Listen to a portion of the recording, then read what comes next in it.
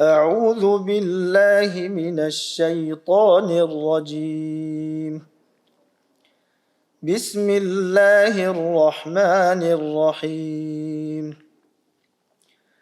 تبارك الذي نزل الفرقان على عبده ليكون للعالمين نذيرا. الذي له ملك السماوات والأرض ولم يتخذ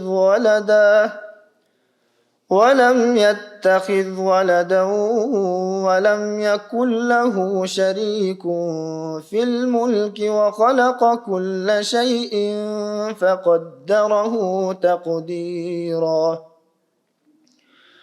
واتخذوا من دونه آلهة لا يخلقون شيئا وهم يخلقون ولا